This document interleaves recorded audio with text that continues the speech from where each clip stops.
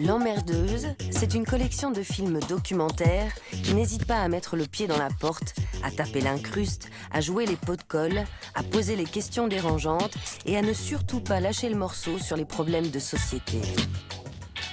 Olivia Mokiejewski incarne cette emmerdeuse pétillante qui, dans ce premier numéro, a décidé de s'attaquer à un monstre blanc et rouge, Coca-Cola.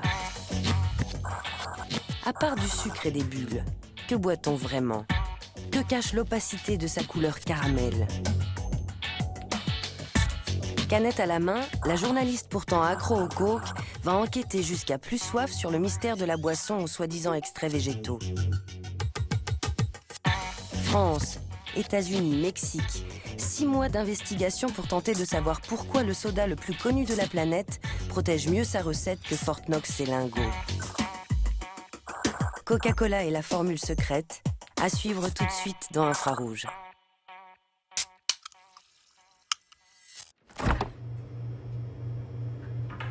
Là, c'est moi, Olivia. Et ça, c'est ma boisson préférée. Voici le geste que je fais 3 fois par jour, depuis plus de 20 ans. J'adore le coca, son goût sucré et son petit côté acide. J'en bois quand je suis en tournage, au bureau, avec mes amis. Quand j'ai soif, quand j'ai pas soif. J'en bois par habitude, par plaisir, par réflexe. J'en bois en vacances, après le sport. Je crois que je suis accro. Si je calcule bien, dans ma vie, j'en ai bu 7000 litres. Je ne sais pas si vous vous êtes déjà posé la question, mais je commence à me demander ce qu'il y a dedans. Surtout que sur la canette, il n'y a pas beaucoup d'informations.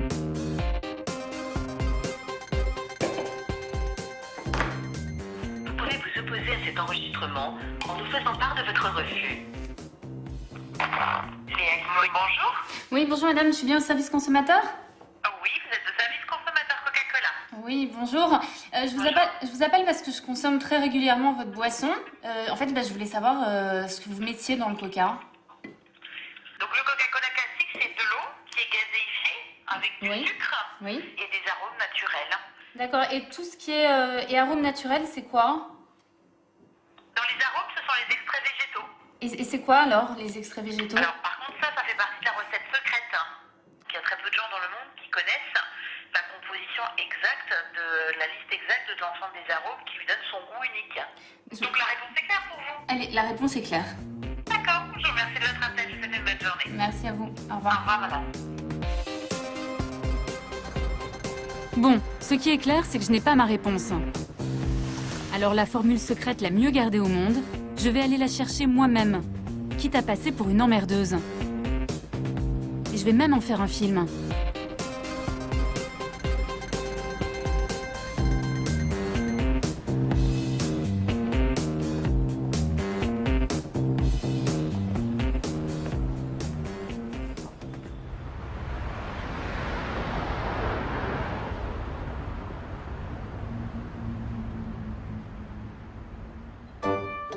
Pour savoir ce que je bois depuis tant d'années, le plus simple c'est d'aller directement à la source, à Atlanta, le temple de Coca-Cola. C'est ici qu'est né le Coke en 1886. À quelques centaines de mètres du siège de la multinationale, on trouve un musée entier à la gloire du soda le plus connu au monde. Et à l'intérieur, il y a ce qui m'intéresse, la formule secrète. L'année dernière, Muhtar Kent, le big boss de Coca en personne, l'a déposé dans un immense coffre-fort. En tout cas, c'est ce qu'il prétend.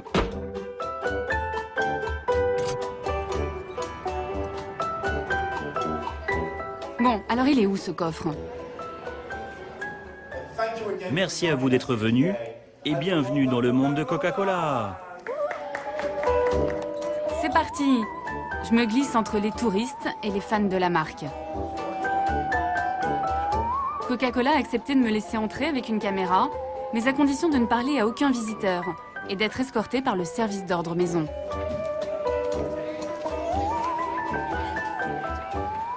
Regardez là. Ce qu'on veut nous montrer ici, c'est le monde merveilleux de Coca-Cola. Comme dans la pub, où quand on ouvre du coca, on ouvre du bonheur. He's so sweet. C'est dommage que tu parles pas, tu vas pas pouvoir me donner la formule. What's the secret formula? Tell me. Qu'y a-t-il dans cette boisson pour que là, à cet instant, plus de 78 millions de personnes ouvrent tout un Coca-Cola dans le monde? Chaque jour, le groupe vend 2 milliards de boissons. Je réalise à quel point cette histoire de secret est devenue un véritable outil marketing. Suivez-moi. Et côté mise en scène, avec les Américains, on est rarement déçus. A secret formula for the most deliciously different taste the world has ever known. A secret formula for all that is, was, and ever will be the heart of Coca-Cola.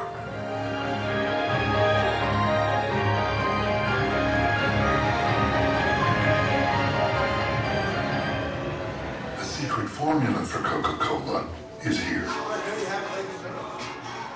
La recette originale est vraiment là? Oui, madame. Vous l'avez vue? Non, je ne l'ai pas vue, mais notre PDG l'a vue. C'est lui qui l'a mise ici. L'année dernière, on a fait une grande cérémonie pour les 125 ans de la marque. Et à cette occasion, il a placé la formule secrète dans ce coffre. Il l'a vue, donc il connaît la formule secrète? Je ne sais pas s'il la connaît, mais il sait où elle est. C'est une des rares personnes à pouvoir y accéder. Bon, on va vérifier.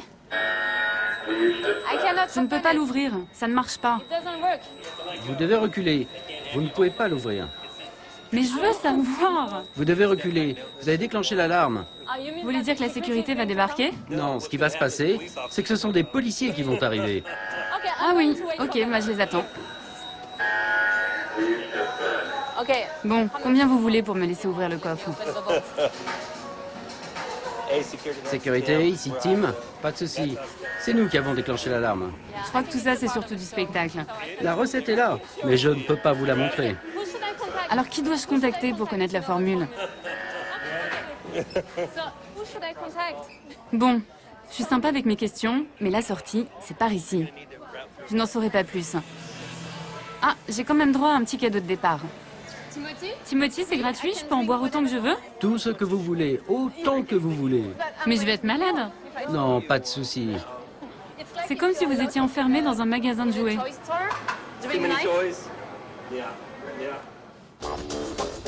Ok, c'est pas ici qu'on me donnera la formule. Pourtant, s'il y a un endroit au monde où je peux en savoir plus, c'est bien à Atlanta. Depuis plus d'un siècle, les bulles de coca pétillent dans les veines de la ville et de ses habitants. Ici, on est Coke, on grandit Coke, on adore Coke.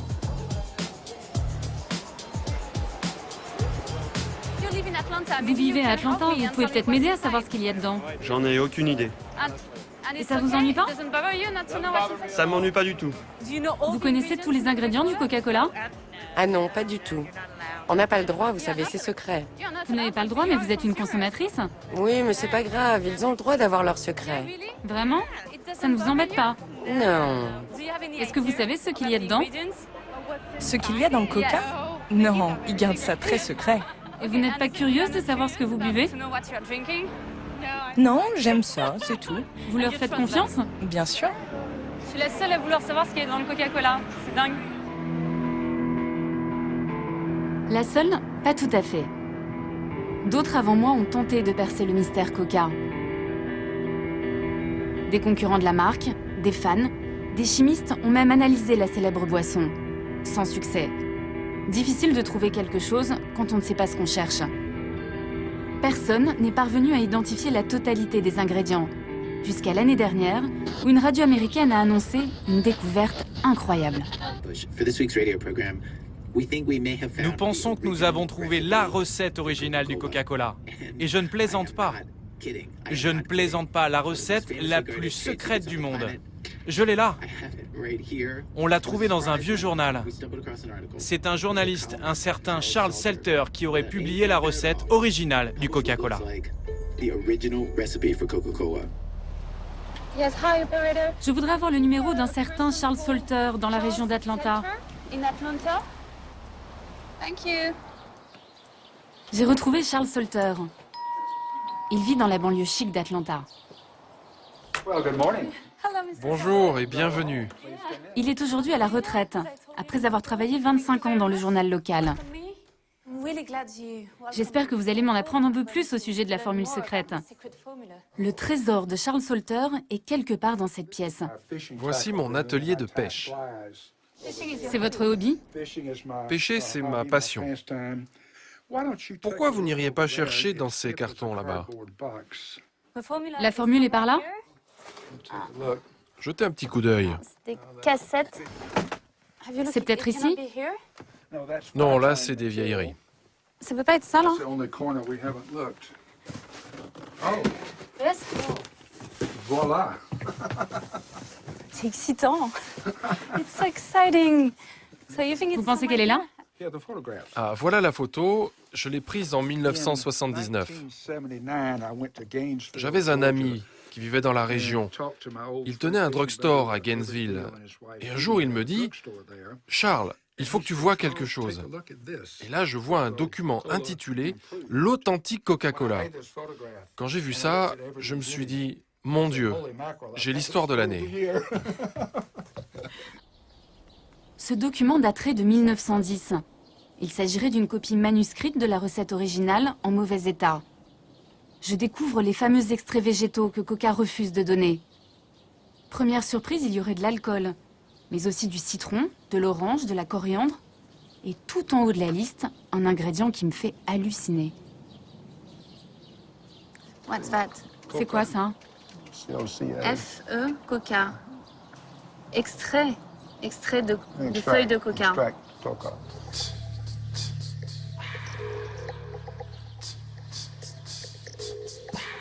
Vous avez dû être surpris quand vous avez vu qu'il y avait de la feuille de coca.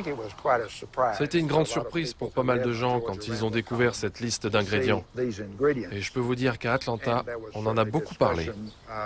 Ce que je comprends pas, c'est qu'à l'époque, en 1979, quand vous publiez cette photo, le monde entier aurait dû apprendre qu'il y avait de la coca dans le Coca-Cola. Comment ça se fait que ça n'a pas fait le tour de la planète, cette info? Je pensais que c'était vraiment un gros scoop. Mais Coca n'a jamais confirmé que c'était la formule originale. Personnellement, je suis convaincu que c'est la bonne formule. Mais ça fait partie de ces mystères, si difficiles à élucider. À l'origine, dans la recette de mon soda, il y aurait eu de la feuille de coca et son dérivé de la cocaïne. Logique après tout, c'est pour cela que ça s'appelle Coca-Cola. Mais pourquoi mettre de la drogue dans une boisson? La réponse est à 40 km de là, dans la ville de Columbus. C'est ici qu'a vécu le pharmacien John Pemberton, l'homme qui a inventé le Coca-Cola. Une jolie maison, une vie a priori bien rangée. Mais mon guide va me raconter comment est née la célèbre boisson. Une histoire qu'on préfère oublier chez Coca-Cola. Donc c'est là qu'il vivait? Oui, il vivait ici avec sa femme et son fils, Charles. Et là, c'est sa chambre, c'est ça? This was his bedroom. Wow. C'est une jolie maison traditionnelle. Ça, c'est John et son fils, Charles, un peu plus âgé. Et où est-ce qu'il travaillait? Son laboratoire est installé dans la cuisine. En 1886, aux États-Unis, c'est l'apparition des sodas. John Pemberton va s'inspirer d'une boisson française très populaire à l'époque, le vin Mariani, qui justement contenait de la cocaïne. Qu'est-ce qu'il faisait ce pharmacien? Il a inventé différentes boissons. En voici quelques publicités ici. Il passait son temps à fabriquer des mixtures. À l'époque, les gens pensaient que les sodas soignaient toutes sortes de maladies. C'est pour ça qu'on trouvait les sodas dans les pharmacies. C'était un peu comme des médicaments. Et à la base, le Coca-Cola, c'était un médicament. Oui, Coca-Cola était un médicament et il contenait de la cocaïne au début. C'était censé vous soigner pour toutes sortes de douleurs, que ce soit à la tête, au ventre, toutes sortes de maladies en fait. Mais Pourquoi Pemberton a mis de la cocaïne dans le Coca-Cola? Suite à ses blessures durant la guerre de sécession, il est devenu accro à la morphine. Et il est devenu ensuite dépendant à d'autres produits un peu moins dangereux que la morphine.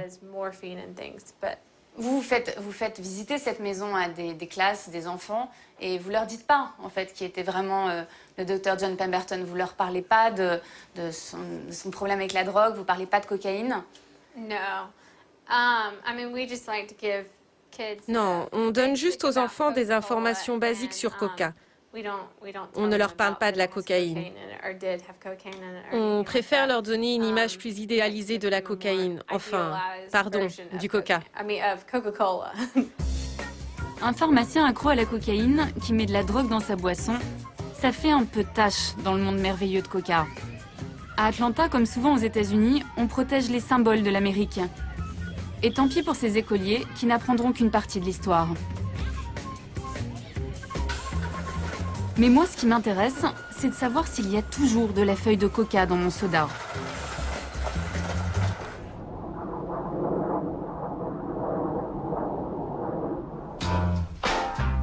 À 2000 km d'Atlanta, j'ai rendez-vous avec l'un des rares Américains qui ose défier la marque la plus puissante du monde.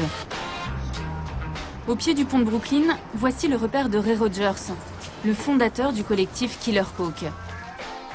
Avec un tel nom, au moins le message est clair. Depuis 10 ans, ce syndicaliste consacre toute son énergie à dénoncer la face cachée de Coca-Cola. Hi. Hi, I'm Olivia. Olivia, glad to meet you. Yes, so glad to have you here. C'est le porte-parole de tous ceux qui se disent victimes de la multinationale. Ramon, vous avez été viré et vous avez dû retrouver un nouveau boulot. Louis, vous, qu'est-ce qui vous est arrivé? Autour de la table, une quinzaine d'employés ou d'anciens salariés des usines Coca-Cola de New York. Ensemble, ils ont porté plainte pour harcèlement moral et discrimination raciale. Je découvre une autre version du monde magique de Coca-Cola. Ces ouvriers fabriquent le soda pour des millions d'Américains. Ils ne connaissent pas la recette, ils mélangent seulement le sirop de cola avec de l'eau, avant de le mettre en bouteille. Vous avez déjà entendu parler ou vu des feuilles de coca? On en a entendu parler, mais ils ne nous laissent jamais voir la production, car le sirop n'est pas fabriqué chez nous. Mais oui, on a entendu des choses. Est-ce que vous pensez qu'il y a des produits utilisés qui sont dangereux? Sans aucun doute possible, oui. On reçoit le sirop dans des gros barils. Il y a une grille tout autour et un autocollant indiquant que c'est dangereux, corrosif. Un jour, j'ai vu un de ces barils s'ouvrir. Le produit a littéralement bouffé la peinture au sol. Ça l'a enlevé. En fait, c'est de l'acide très puissant. Les gens chargés de nettoyer ne pouvaient pas toucher ce truc avec les mains. Mais normalement, c'est juste du sucre et des arômes naturels. Non, non, non, non, non, non, non. J'aimerais que ce soit ça. Mais ce n'est pas le cas. Ils ne veulent pas qu'on sache ce qu'ils mettent dedans. Je ne comprends pas comment un gouvernement peut autoriser une entreprise à commercialiser un produit dont la recette est secrète. Nos enfants en boivent. Des employés en colère qui se posent les mêmes questions que moi. Une entreprise qui refuse de me répondre, c'est pas gagné. Mais après tout, même les secrets les mieux gardés finissent un jour par s'éventer. Ray Rogers va me révéler une information embarrassante pour Coca. Il m'emmène loin des beaux quartiers de New York. Direction, l'un des ports du New Jersey. Selon lui, c'est ici que la compagnie continuerait d'importer discrètement l'ingrédient préféré du pharmacien Pemberton. Impressionnant, non? C'est ici qu'ils reçoivent les feuilles de coca qu'ils importent de Bolivie et du Pérou. Ça arrive ici? Oui, ça arrive ici. Les feuilles de coca ne sont autorisées dans ce pays que pour 2 raisons. Un, pour les préparations médicales. Et l'autre, c'est pour Coca-Cola, qui l'utilise dans certaines de ses boissons. Et à ma connaissance, c'est la seule façon d'importer légalement de la feuille de coca de Bolivie et du Pérou. Ça veut dire qu'aujourd'hui, aux États-Unis, en dehors des laboratoires pharmaceutiques, Coca-Cola est la seule entreprise à pouvoir importer de la feuille de coca ici. Oui, Coca ne veut pas l'admettre, mais ils en utilisent encore dans certaines de leurs boissons. La question qu'on peut se poser, c'est qu'est-ce qu'ils font avec? Pourquoi est-ce si important dans leur boisson et pourquoi ils ne le reconnaissent pas? Car si vous regardez sur leur bouteille, vous ne verrez jamais cet ingrédient. C'est écrit nulle part, non? C'est intéressant, parce que selon moi, s'ils cachent leurs recettes et qu'ils parlent de recettes secrètes, c'est justement à cause de la feuille de coca. C'est probablement un des secrets qu'il ne faut pas dévoiler. Il y aurait donc toujours de la feuille de coca dans mon soda. Est-ce que c'est pour ça que je suis si accro? Non, impossible. La cocaïne a été interdite en 1906 dans le Coca-Cola. D'après Ray Rogers, les feuilles seraient aujourd'hui utilisées uniquement pour leur arôme, leur goût amer. Et pour se débarrasser de la cocaïne, la firme d'Atlanta ferait appel à une société spécialisée, la Stepan Company. Hello, madame. Bonjour madame, j'ai appelé plusieurs fois et je n'ai eu personne. J'aimerais savoir si c'est bien ici que vous transformez la feuille de coca. Je vais voir si quelqu'un peut vous répondre. Non, nous n'avons pas le droit de parler de nos clients ici. Donc personne ne peut me dire si vous importez bien de la feuille de coca du Pérou? On ne parle pas de nos clients. On ne peut pas vous aider. Et il n'y a pas de responsable? Bon, merci. Au revoir, passez une bonne journée. Il n'y a pas moyen? Mais quand même, je pense que j'ai le droit de savoir, non? Merci, au revoir. Visiblement, il n'y a pas que chez Coca qu'on a le goût du secret.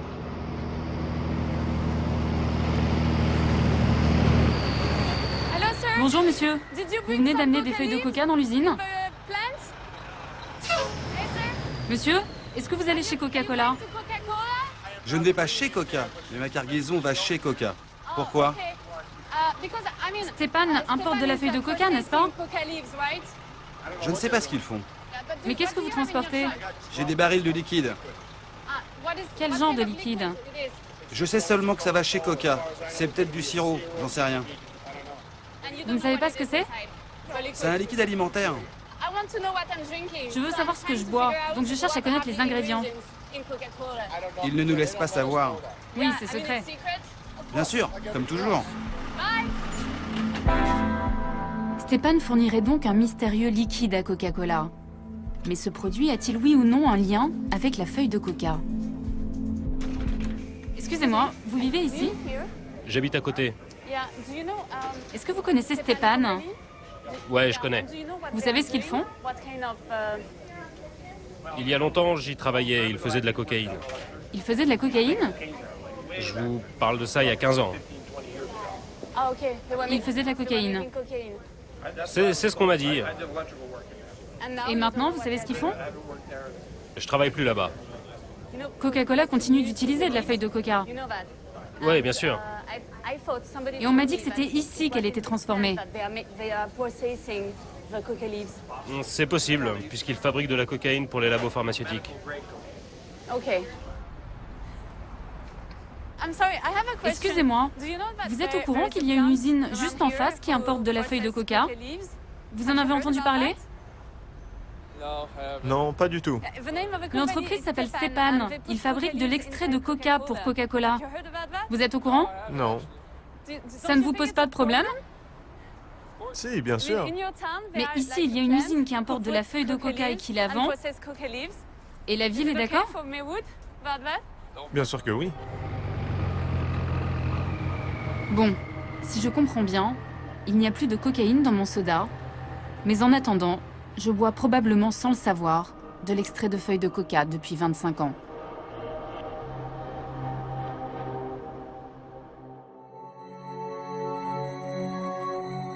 Je veux simplement connaître la composition d'un soda et j'ai l'impression d'enquêter sur le secret de la bombe atomique. Après 2 mois de demandes d'interview, 12 appels et 21 mails, Coca-Cola États-Unis va me donner la même réponse que la filiale française du groupe. Oui, Amanda, désolée. Je ne vous entendais pas avec mon téléphone portable. Je voulais simplement vous dire que vous n'aurez aucune interview de la part de la compagnie aux États-Unis. Vous êtes en train de me dire que je ne pourrai parler à personne chez vous aux États-Unis, c'est bien ça? Oui, c'est exact. D'accord, je vois. Merci d'avoir essayé. Ok, j'ai compris. Avec Coca, mon seul droit c'est d'en boire, sans jamais me poser de questions. Pourtant, les États-Unis, eux aussi, s'interrogent sur leur boisson nationale. Coca-Cola est de plus en plus montré du doigt, non pas à cause de la formule secrète, mais au sujet d'un ingrédient que cette fois-ci tout le monde connaît.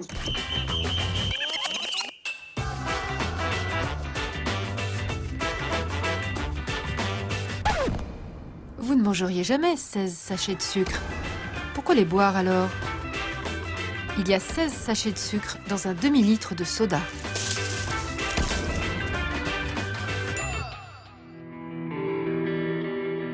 À l'autre bout du pays, un État a déclaré la guerre au soda. Je pars en Californie. Ici, il est désormais interdit de vendre des boissons sucrées dans les lieux publics ou dans les écoles.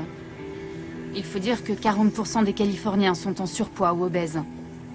Alors tout est fait pour diaboliser le soda, surtout auprès des jeunes. The cost so cheap and it tastes so sweet, but in a few years it'll rot on your teeth. Rather have water, milk, or iced tea than wrap my lips around a Pepsi. All that sugar in just one drink, it got more calories than processed meat. Sprite, Coke, and root beer floats, bound to give folks diabetes and strokes. The more you drink, the less you think. Bet you didn't know brain cells get weak. C'est quoi le message que tu veux donner aux jeunes? C'est de leur dire de ne pas boire de soda en fait, c'est ça? Il faut plus boire du tout de soda. Ça peut faire du mal à trop de gens. Tu commences tout petit, en grandissant, tu continues, ça fait partie de toi, et tu deviens tellement accro. T'es pas branché si tu bois du coke, pas du tout. Faut que tu boives de l'eau ou un truc plus sain. Arrête. Tu sais pas ce que ça fait sur ton corps. Ok, donc si je veux être cool, il faut que j'arrête. Ouais, si tu veux être cool, faut que t'arrêtes le coca. Mais on ne change pas si facilement l'American Way of Life. Face à eux, les anti-sodas ont des machines de guerre comme Coca, qui dépensent des milliards de dollars en publicité. On y va. La bataille est encore loin d'être gagnée. Pour me le prouver, le leader californien des anti-Coca m'invite à déjeuner dans ce qu'il appelle un désert alimentaire. Un de ces quartiers où il n'y a que des fast-foods à des kilomètres à la ronde. Je voudrais un Coca, un grand s'il vous plaît. Regardez la taille de mon verre d'eau qui arrive. Et voilà mon eau. Ah oui, c'est tout petit. Hein. Ok. Ok, thank you very much. Et je peux... Vous pouvez en reprendre gratuitement autant de fois que vous voulez. C'est un gros problème. C'est ça le problème, hein. Je peux en avoir autant que je veux. Je peux venir m'en servir quand... Servez-vous copieusement, et si ça ne vous suffit pas, revenez et prenez-en encore. C'est un déjeuner équilibré, ça. Vous avez suffisamment de calories, ça va? C'est un demi-litre, ça. Oui, c'est même un peu plus. C'est 75 centilitres. Un Américain boit en moyenne 170 litres de soda par an.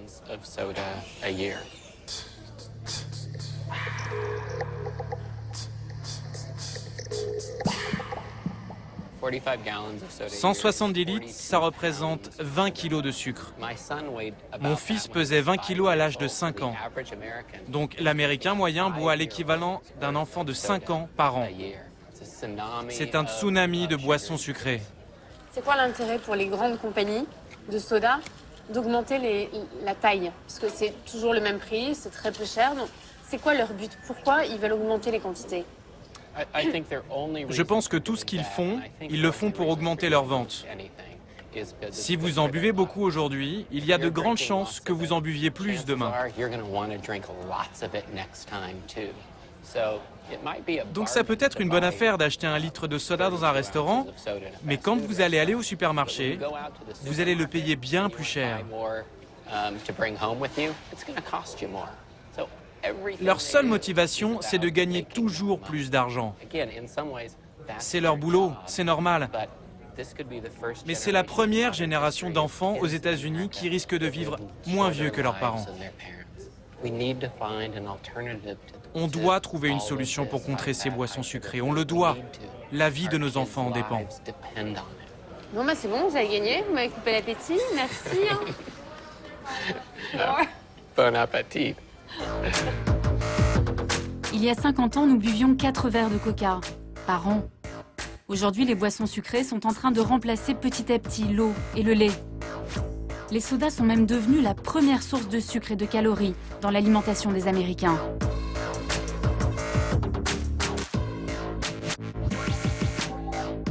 Il y a quelques mois, l'un des plus grands spécialistes de l'obésité a alerté l'opinion mondiale.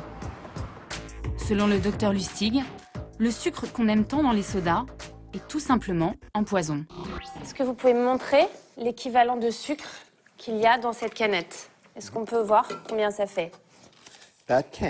Cette canette contient 39 grammes de sucre.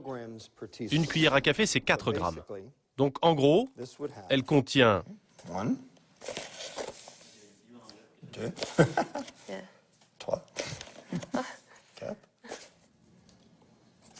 5, 6, 7, 8, 9 et 10. Ça, c'est la quantité de sucre contenue dans cette canette. Donc quand je bois ça, j'ingurgite en fait cette quantité de sucre. Exactement. Aucune différence. Okay. Moi, je sais que j'ai du mal à arrêter. J'essaye d'arrêter, de diminuer ma consommation, mais j'y arrive pas. C'est à cause de ce sucre que je suis dépendante? Absolument. La raison pour laquelle les gens ne parviennent pas à arrêter de consommer ces boissons, c'est parce que le sucre a un impact sur une partie précise du cerveau. Et ça devient difficile d'arrêter. C'est pour ça que nous avons des enfants et des adultes qui ont une vraie dépendance au sucre. Et alors, quel est l'effet que ça produit sur le cerveau? Ça affecte le mécanisme de la récompense. La même zone que la nicotine, la cocaïne, les amphétamines, l'héroïne, la morphine. Ça provoque le même effet. Le besoin augmente en permanence. Car le problème, c'est que plus vous en prenez, plus le neurotransmetteur dans le cerveau, la dopamine, se met en marche. Et plus le système a besoin de doses importantes pour provoquer le même effet la fois d'après. Et ce phénomène s'appelle la tolérance. Quand vous arrêtez de consommer, vous avez des symptômes physiologiques. Et c'est la combinaison de tout ça qui fait que vous devenez dépendant. Aujourd'hui, on sait que le sucre fait exactement le même effet que toutes les autres drogues, en plus faible, bien sûr. Moi, je vois de plus en plus d'enfants, même très jeunes, boire du Coca-Cola. C'est quoi l'effet sur leur santé? C'est terrible. C'est un désastre qu'on constate tous les jours. Dans les cliniques pour obèses, les gamins ont des taux de lipides identiques à ceux que l'on voit habituellement chez des patients de 65 ans.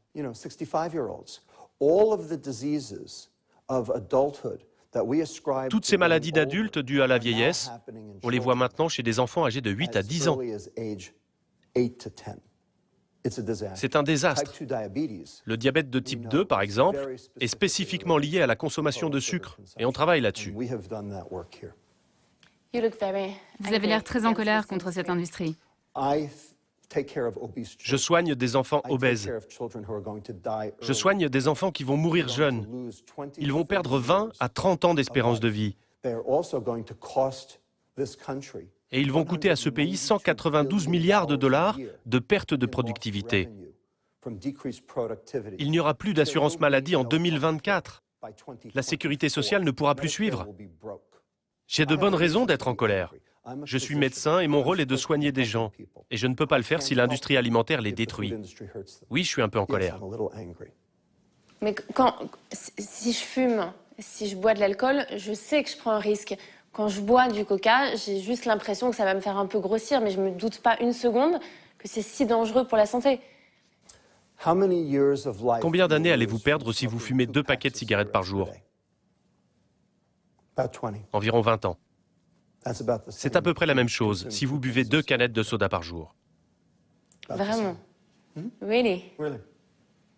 C'est presque pareil. Donc, un coca, tout le monde s'en fout. 10 000 coca, vous allez mourir. Really? Vraiment.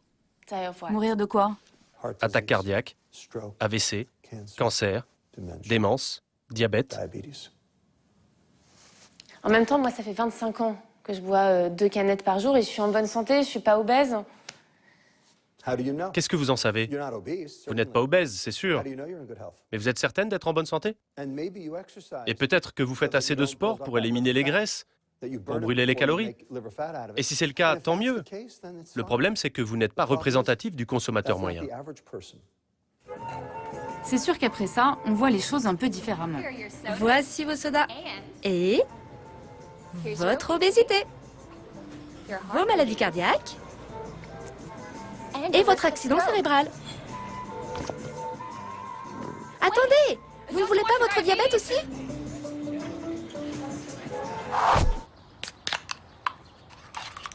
Pour éviter le pire et rester en bonne santé, le docteur Lustig m'a fait une ordonnance, et une sévère. Après chaque canette, 1 heure de jogging. C'est le temps qu'il faut pour éliminer tout ce mauvais sucre.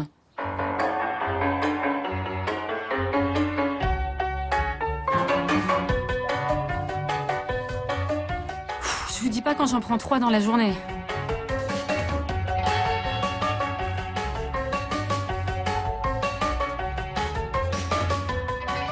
Ouais, ok, ça va pas être possible.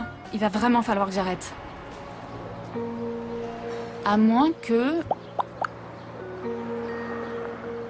Parce que la solution, c'est ça. Parce que la solution, c'est les soda light, les cola light. Parce que du coup, il n'y a plus de sucre, donc il n'y a plus de problème. Tout le monde veut savoir pour les édulcorants. Moi le premier.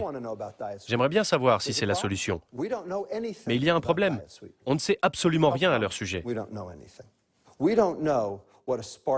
ne sait pas comment l'aspartame agit sur votre système énergétique ou sur votre métabolisme. On ne sait rien de tout ça. On n'a aucune donnée, et tant qu'on ne les a pas, je ne peux rien vous dire, car je suis un scientifique. Comment pourrais-je vous dire que les soda light sont une solution? On ne sait absolument rien sur les édulcorants. Et pour l'instant, ça reste un mystère.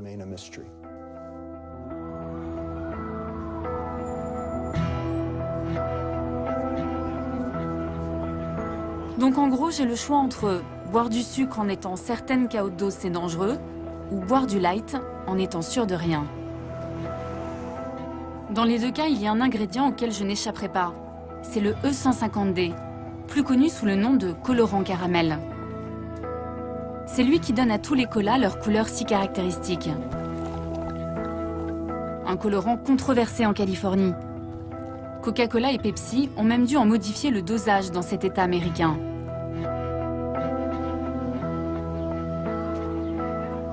Le scientifique à l'origine de ce nouveau scandale m'a donné rendez-vous dans ce diner.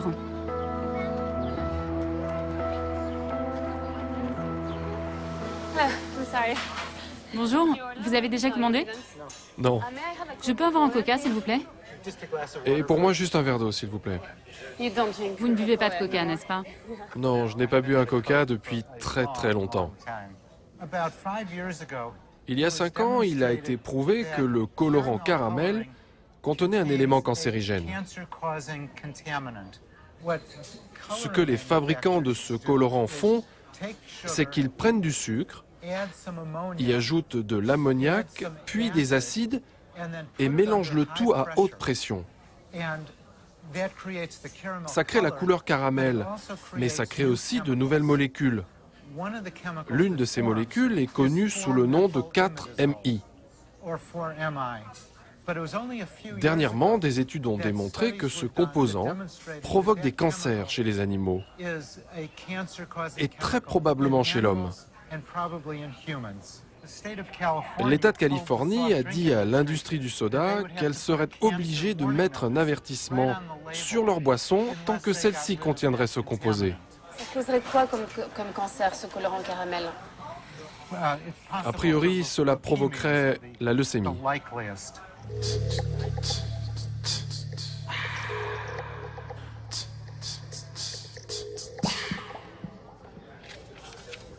Il y a quelques semaines, je lui ai envoyé des canettes achetées en France, histoire de comparer. Car j'ai appris que la recette varie en fonction des pays. Ok. Et en ce qui concerne la France, ça veut dire que le niveau qu'il y a dans les canettes que je vous ai envoyées est supérieur au seuil fixé par les Californies? Voici la limite californienne. Elle est désormais de 29 microgrammes pour une canette. Les canettes françaises de Coca-Cola classique contiennent, elles, 79 microgrammes, soit plus de 2 fois ce seuil autorisé en Californie. Et les 2 canettes de Coca Light dépassent presque 3 fois cette limite. Donc, si par exemple ma canette française qui contient 79 microgrammes de MI4, je l'avais achetée en Californie, qu'est-ce qu'il y aurait écrit sur la canette? La Californie exigerait un avertissement sur la canette du genre « Ce produit est, selon l'État de Californie, susceptible de provoquer des cancers chez les animaux ». Ce ne serait pas une bonne pub.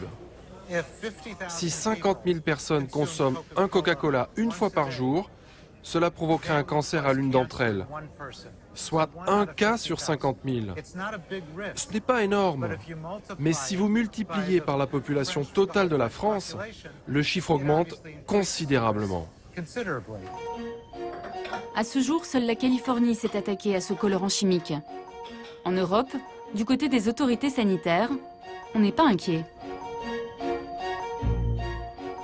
Entre le colorant potentiellement cancérigène, les risques de diabète et tout le reste, je commence un peu à angoisser. J'ai l'impression qu'il y a un problème derrière chaque ingrédient. Est-ce que c'est normal que la boisson la plus consommée au monde soulève autant de problèmes? Coca-Cola ne veut pas me répondre? Ok, je vais aller voir Muhtar Kent, le PDG, celui qui a caché la formule secrète. Et je vais aller directement chez lui. Cher Monsieur Kent, je réalise un documentaire sur le Coca-Cola. J'essaye désespérément de vous contacter depuis 2 mois. Voici mon numéro. Appelez-moi s'il vous plaît.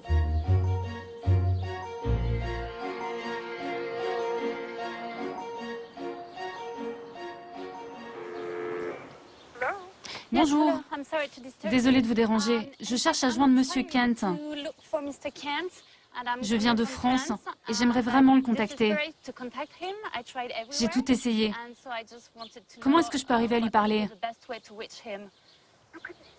Vous pouvez attendre quelques minutes, s'il vous plaît?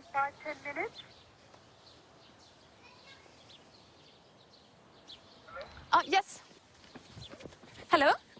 Yes? Oui, c'est pourquoi? Je m'appelle Olivia Mukijevski, je suis une journaliste française. Et je cherche à parler à Monsieur Kent. Non, il n'est pas là. Il n'est pas là pour le moment? Non. Est-ce que je peux lui laisser un message? Oui. Je lui laisse un petit mot, juste là. Il y a mon nom, mes coordonnées et ma demande. Hello? Hello? C'est raté pour cette fois, mais quelque chose me dit qu'on va bientôt finir par se croiser. Avant cela, j'ai une dernière piste à explorer.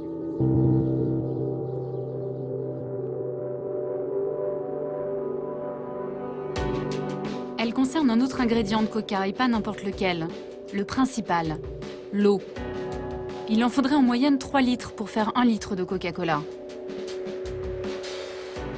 À San Cristobal, au Chiapas, l'eau, ce n'est pas ce qui manque. Cette région est le réservoir du Mexique. Un paradis pour les fabricants de soda. Ce n'est donc pas par hasard si dans les années 80, la firme américaine a choisi d'installer ici l'une de ses usines.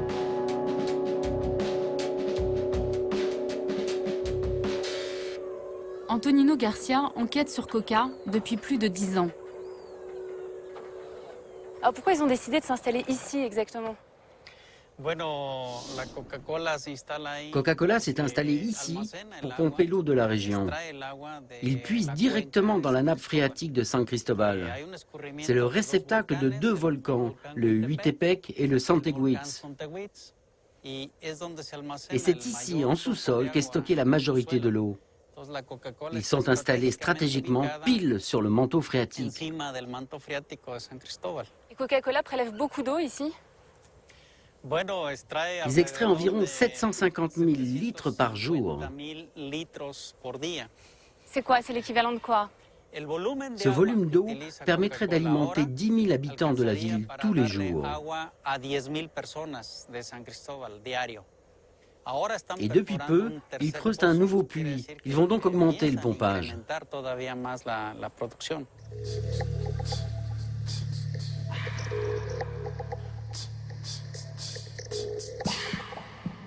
Mais j'imagine qu'avec le nombre de litres d'eau qu'ils prélèvent chaque jour, ils doivent payer très cher et dédommager la région pour tout ça, non? Non, pas vraiment. Ici, la gestion de l'eau n'est pas vraiment très équitable.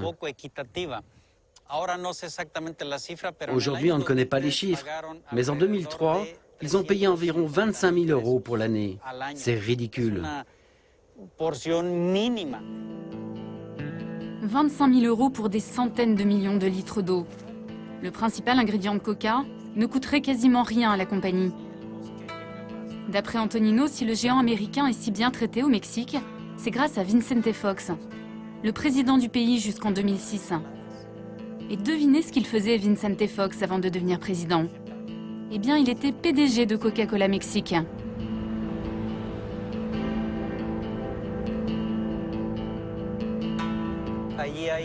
Ici, il y a 5 communautés qui utilisent l'eau de cette nappe. Et depuis l'installation de l'usine, j'ai fait des recherches avec eux. Et ce qu'ils me disent, c'est que depuis qu'il y a l'usine, leurs ressources en eau ne cessent de diminuer.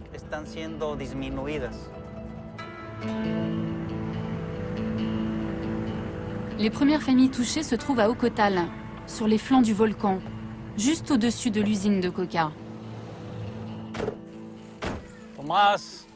Bonjour Thomas. Buenas tardes. Olivia. Thomas est le chef de la communauté.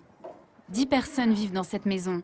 Et depuis quelques années, leur quotidien est devenu une vraie galère. Il n'y a pas d'eau. Et c'est comme ça tout le temps? Quand les nappes sont basses, on reste sans eau. Au-dessous d'un certain niveau, ici, on ne peut plus avoir d'eau. Et alors comment vous faites quand vous n'avez pas d'eau? On se débrouille avec des seaux, on va au puits. On prend des seaux. Ils ne sont pas là. On les prend pour laver le linge, la vaisselle, ou pour faire à manger. Les coupures d'eau sont de plus en plus longues. Alors à Ocotal, on est heureux quand il pleut. On prend cette eau et on la met là. Bon, là, c'est de l'eau de pluie, c'est comme ça que toute la famille se lave, c'est ça? Et pour laver le linge? C'est cette eau qu'on utilise. D'accord. Mais cette eau, elle n'est pas potable? Non, mais on la boit quand même. On la prend, cette eau, on la sort d'ici et on la boit. Ok? Ça va, c'est pas...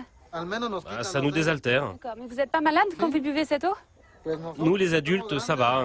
Mais pour les enfants, ça pose un problème. Qu'est-ce qui se passe avec les petits, alors? Ils sont malades? Ils ont mal à l'estomac, ils vomissent, ils ont la diarrhée. Ah oui? D'accord, mais vous n'avez pas le choix, vous êtes obligé de leur donner cette eau. Non, on n'a pas le choix. Mais au moins, on n'a plus soif.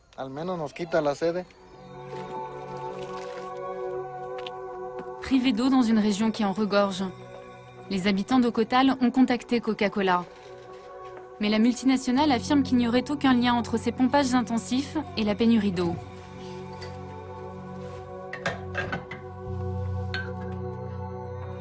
Comble de l'ironie, quand il n'y a plus d'eau au village, les enfants boivent du soda. C'est une histoire sans fin, celle d'un piège qui se referme sur les Indiens du Chiapas.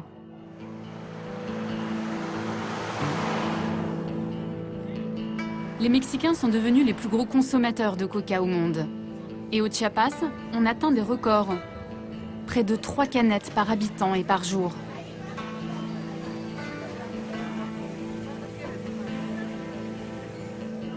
Ce n'est pas ici que je vais commencer mon sevrage. Quand on veut boire quelque chose dans le coin, il n'y a pas vraiment le choix. J'ai rendez-vous avec un médecin qui dénonce cette omniprésence de coca au Mexique. Marcos! Ah, je suis contente. Ça va bien. J'avais peur de m'être trompée d'endroit parce que des boutiques qui vendent du Coca-Cola, il y en a partout sur la route. Ça a été quoi le déclic? Pourquoi vous vous êtes intéressé à cette boisson? Je suis venu au Chiapas pour travailler auprès des réfugiés sur les problèmes de malnutrition. Je me suis aperçu que c'est dans les 2 premières années de la vie qu'on définit les habitudes alimentaires. Et ici, les mères donnent des sodas à cet âge-là à leurs enfants. Et donner tant de sucre si jeune provoque fatalement une addiction au sucre. On dit quoi? On dit qu'il y a eu une coca-colonisation du Mexique? Oui, c'est un terme qui a été employé par le rapporteur spécial des Nations Unies l'an dernier. Il a été impressionné par la coca-colonisation du Mexique. Si vous voulez m'aider, cliquez à chaque fois que vous voyez un point de vente. D'accord, donc je clique dès que je vois une boutique qui vend du coca. Alors là, il y en a une. Ok, pour l'instant, il y en a un. Ah, 2. C'est incroyable. 4. C'est incroyable parce qu'elles sont à côté. 5. Tenez, regardez, il y en a un autre ici. D'accord, alors là, on est donc en plein milieu des montagnes, à 2500 mètres d'altitude. Et on a fait quelques centaines de mètres et on a déjà vu 7 boutiques qui vendent du Coca-Cola. 8. C'est terrible. Il n'y a rien d'aussi facile à trouver que le coca. Vous voyez, c'est le nom de la ville dans une bouteille de coca. Mais comment c'est possible ça? C'est possible et c'est terrible. Regardez, il y a encore 2 boutiques côte à côte. Enfin des légumes. Là, il y a des légumes, ils vendent pas de coca. On en a combien là? Là, j'en suis à 166. En 42 km, c'est incroyable. Un pays repeint en rouge et blanc. Le modèle économique parfait pour Coca-Cola. Jusque dans les villages les plus reculés du Chiapas, la multinationale a mis en œuvre une stratégie imparable. Et le Coca-Cola, c'est ce que vous vendez le plus? Oui. Au mois, j'en vends environ 8 caisses. Et 10 caisses quand il y a du monde. Au moins, hein. Et les frigos? Ils sont loués. C'est une prestation. Je ne peux pas dire qu'ils me les ont offerts, parce que c'est une location tant que je vends leurs produits. Est-ce que dans le frigidaire, vous avez le droit de mettre des produits qui ne sont pas des produits Coca-Cola? Non. Seulement des produits de Coca. Tous les produits qui sont à l'intérieur viennent de la société Coca-Cola. Uniquement les produits de Coca-Cola. Si les gens veulent boire quelque chose de frais, ils doivent acheter des produits Coca-Cola. Exactement. C'est comme ça. Muchas gracias, señor. Hasta luego. Merci. Au revoir. Donc là, il y a même des... Marcos, des bouteilles de 3 litres. À 3 litres, c'est quoi? 21 pesos, ça fait 1,20 €. 1 litre de coca pour 7 pesos, alors que l'eau est à 8. Le litre est à 8, le litre d'eau est à 8 pesos, donc 3 litres, ça fait 24 pesos. Et on compare avec le coca qui fait 21 pesos. Le Coca-Cola est moins cher que l'eau. Et c'est ça le problème. Oui, c'est moins cher que l'eau. Et ce que dépensent les gens dans le coca, c'est de l'argent en moins pour acheter des produits de base. Aujourd'hui, les Indiens du Chiapas ne peuvent plus vivre sans coca. À tel point que la marque a même réussi à s'imposer dans la religion. Elle remplace le potch, la boisson traditionnelle dans les cérémonies sacrées.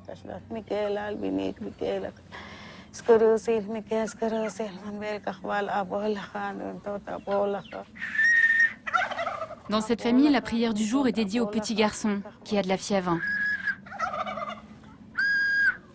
Pour satisfaire les dieux, pas moins de 7 bouteilles de coca en offrande.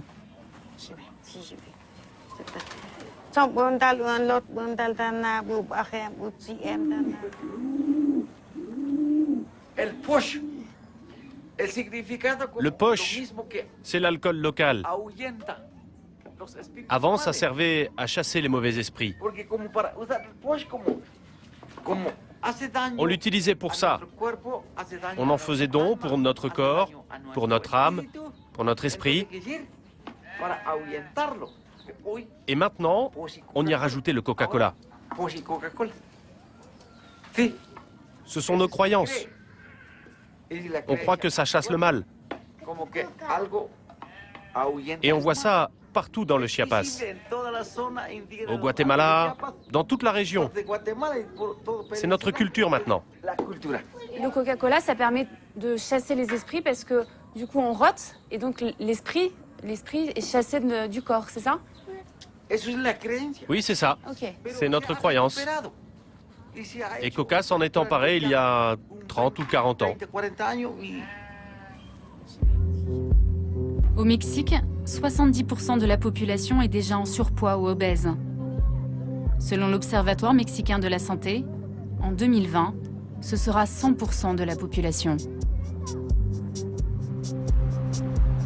Je retourne pour la dernière fois à Atlanta. C'est le jour de la grand-messe annuelle pour Coca-Cola, l'assemblée générale du groupe. C'est aussi ma dernière chance d'obtenir enfin des explications. L'événement est réservé aux actionnaires, alors j'ai donné encore un peu plus d'argent à Coca. Pour 120 $, j'ai acheté 2 actions. Les caméras sont interdites, mais je vais récupérer les images Internet que Coca transmet à ses actionnaires dans le monde entier. Ladies and gentlemen, please welcome Muhtar Kent. Au milieu de la salle, là, c'est moi. Enfin, ça y est. Je suis en face du gardien de la formule. En 2011, nous avons augmenté notre gamme de produits de 4% et nos ventes globales de 8%. Au total, Coca-Cola, votre compagnie, a généré 47 milliards de chiffre d'affaires l'an dernier. Plus les gens boivent du coca, plus les bénéfices sont en hausse. Et ça fait plaisir aux actionnaires.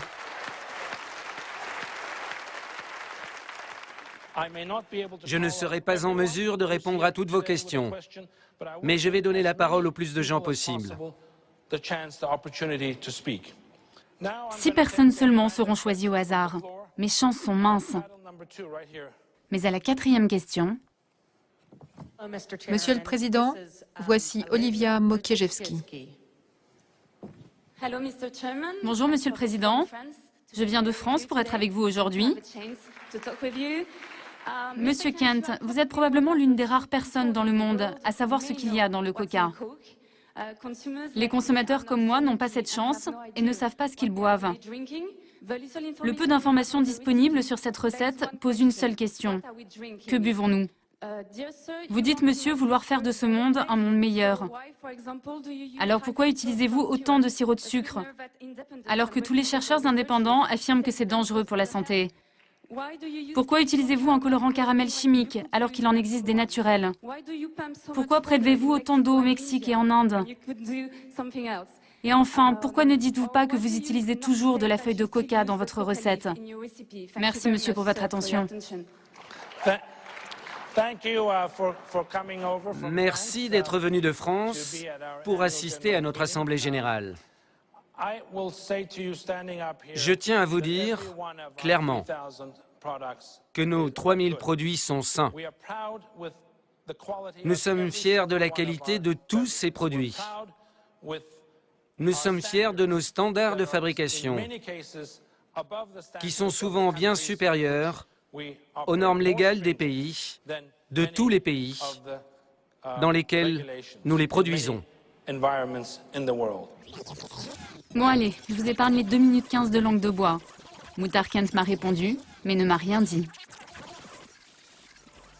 Pendant ce temps-là, son groupe a écoulé près de 3 millions de boissons dans le monde.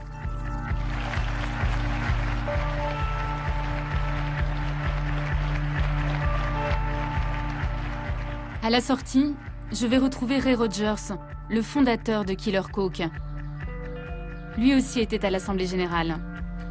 Ça fait 10 ans qu'il vient poser des questions qui fâchent. Et comme chaque année, il a fait chou blanc. Alors ça se termine devant le siège de la multinationale, avec une manif de 12 personnes.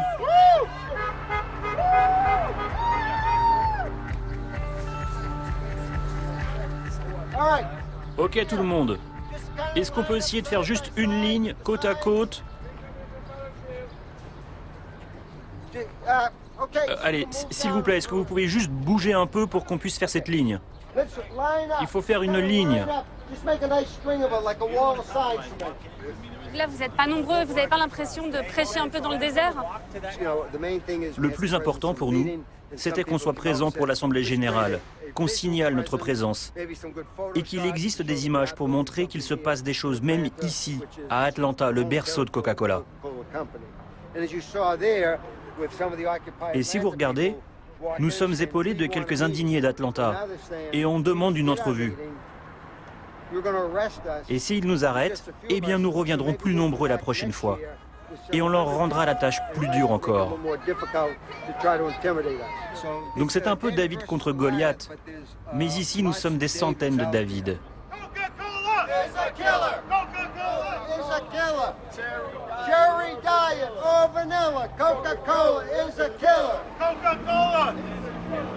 Peut-être que tout ça ne sert à rien. Peut-être que Coca vendra toujours autant de boissons. Mais j'ai pas envie d'abandonner. Parfois, il faut pas avoir peur d'être une emmerdeuse.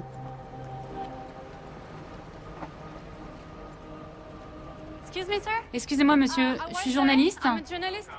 Pas de caméra ici. Vous devez partir d'ici. Non, madame, non. J'aimerais juste savoir si monsieur Kent est là. Je n'ai pas la moindre idée. Partez, s'il vous plaît.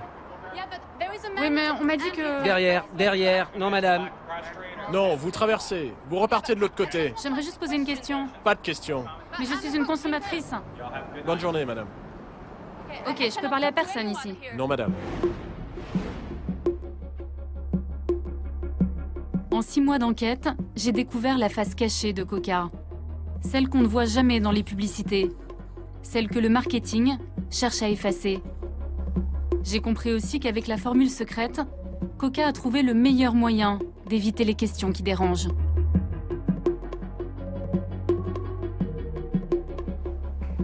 Bon, je sais toujours pas exactement ce que je bois, mais j'ai quand même pas mal d'indices. Et si ça se trouve, je suis pas très loin de la formule secrète. Alors, le meilleur moyen de le savoir, c'est d'essayer. Donc je vais tenter de faire du coca avec ce que j'ai. Et on n'est pas à l'abri d'une bonne surprise. On va commencer par l'eau.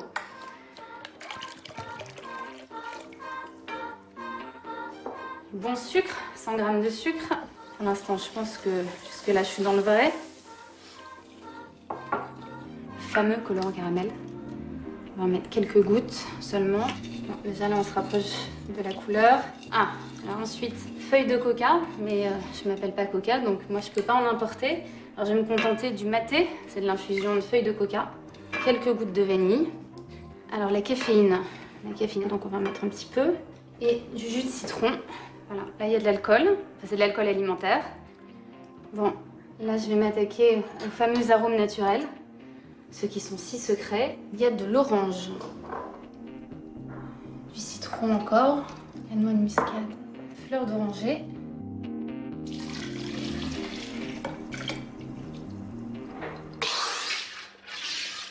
Bon, on a les bulles, on a le liquide, ben, on va goûter.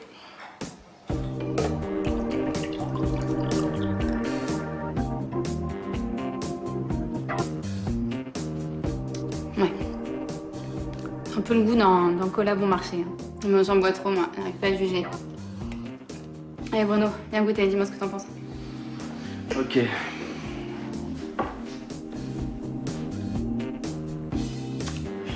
Bah, c'est pas très bon.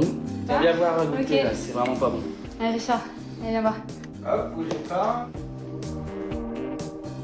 Alors, c'est pas bon ce qu'elle a fait, maman?